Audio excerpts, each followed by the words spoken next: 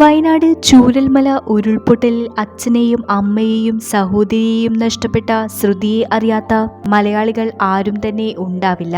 ശ്രുതിയുടെ ജീവിതത്തിലെ ദുരന്തം അവിടം കൊണ്ടും അവസാനിച്ചില്ല.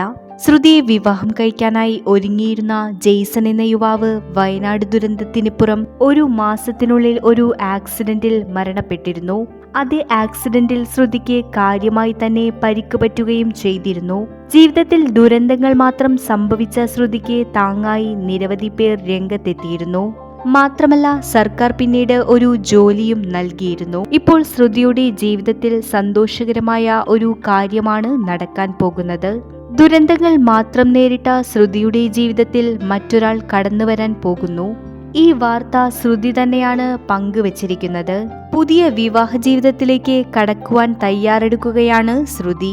ഇപ്പോൾ മനസ്സിനിഷ്ടപ്പെട്ട ആളെ തന്നെയാണ് വരനായി ശ്രുതി തിരഞ്ഞെടുത്തിരിക്കുന്നത്. ഇവരുടെ വിവാഹ നിശ്ചയം വളരെ ആഘോഷപൂർവ്വം തന്നെ കഴിഞ്ഞു. വിവാഹം ഉടനെ തന്നെ ഉണ്ടാകും. ശ്രുതി തന്നെയാണ് ഈ വാർത്ത അവരുടെ സോഷ്യൽ മീഡിയയിലൂടെ പങ്കുവച്ചത്. നിരവധി പേരാണ് ശ്രുതിക്ക് ആശംസകളുമായി എത്തുന്നത്.